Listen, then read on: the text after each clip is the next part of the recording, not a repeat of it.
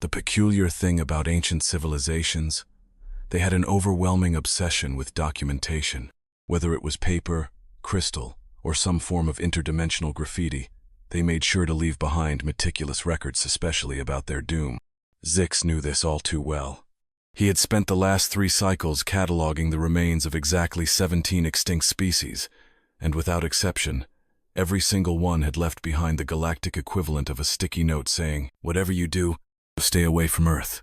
The latest warning came from the ruins of the once mighty Sixian Empire, former rulers of 3 spiral arms, now nothing more than dust and disturbingly well-preserved danger signs. As Zixwix's tentacles flexed in weary resignation, his sensors decoded yet another crystalline archive, unearthed from what had once been their central database. "Let me guess," he transmitted to his research partner, Nas Beta-9, a quantum consciousness, currently housed in something that looks suspiciously like a decorative soap dispenser. "They're going to mention Earth again, aren't they?" Sure enough, the crystal pulsed with ancient energy, projecting a holographic recording of a long-extinct Sixian archivist. As XYX activated his documentation protocols, he already knew what was coming. "To any who find this message," the recording began, its voice an unsettling mix of bureaucratic thoroughness and absolute terror. "We leave this warning about Sector 47, Time 23, specifically the 3rd planet of the Yellow Star System. They call it Earth. They guard something worse. Do not investigate. Do not approach." We learned too late. At least, we had time to file the proper forms before our extinction. Zix's appendages drooped. "That makes 18, he noted grimly. 18 advanced civilizations. 18 warnings. 18 mentions of something worse. And 18 properly filed extinction reports. I'm starting to see a pattern here." 19, Nas Beta-9 corrected. "You forgot the Proto-Zeta Collective, though technically they left their warning in interphasic interpretative dance." "Oh right, the dancers. Hard to forget those fossilized poses." The bureaucratic apocalypse. The archives of the Galactic Historical Society were becoming increasingly amusing if one had a taste for apocalyptic bureaucracy. Each recorded encounter with Earth followed the same disturbingly predictable pattern. Take the Meridian Collective, for instance. First report, discovered promising solar system for colonization.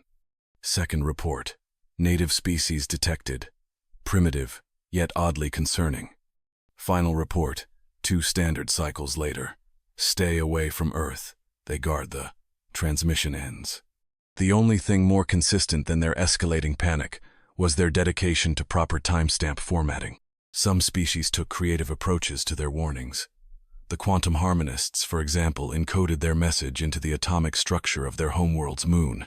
Now it orbited their lifeless planet like a cosmic billboard of doom. Humans appear simple. This is a trap. What lies beneath is worse. We should have known when we saw how they treated their own planet. No species survives that level of pollution, unless something else is keeping them alive. Perhaps the most bizarre case was that of the Silicon Dreams, a machine civilization that attempted to hack into Earth's primitive digital networks. Their entire collective consciousness shut down exactly 3.7 microseconds after breaching human cyber defenses. Their final message read, "Their internet cannot be this bad by accident. It must be intentional. No species would willingly create such digital chaos, unless they were hiding something far worse beneath it." Galactic fascination, or denial. Reactions to these discoveries varied.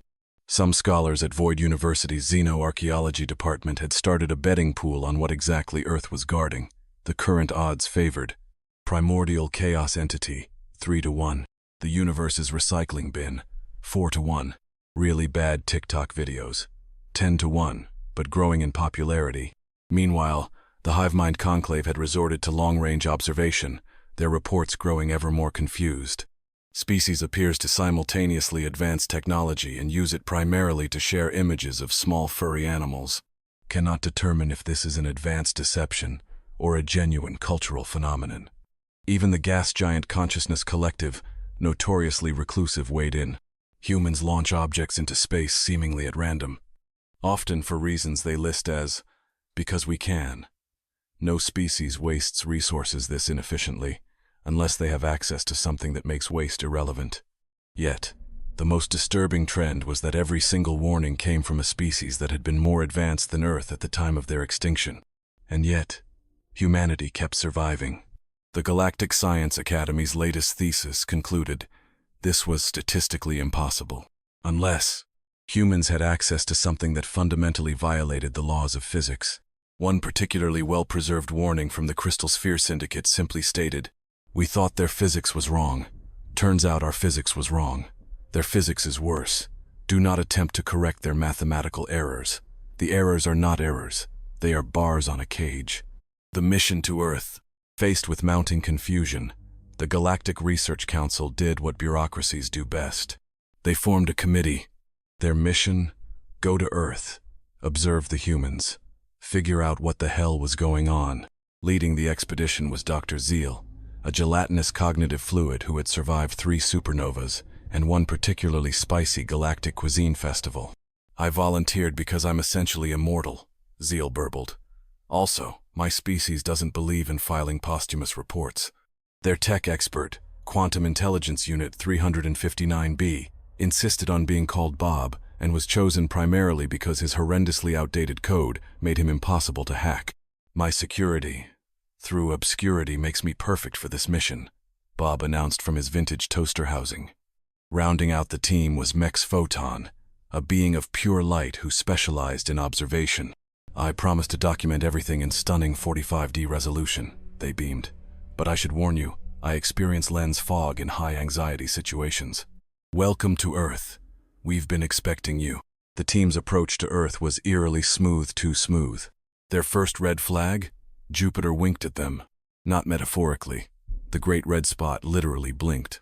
Gas giants aren't supposed to do that. Things only got worse as they neared Earth. They were detected instantly. Human conspiracy websites correctly pinpointed their exact location. Someone live-streamed them on Twitch. A donation alert popped up. 10,000 bits to see the toaster make toast. Then, their ship's coffee maker printed out a message in coffee stains. "Welcome to Earth. We've been expecting you. Complimentary Wi-Fi password enclosed. Terms and conditions may apply to your continued existence." And that was before they received an invitation to a Waffle House. Because, of course they did.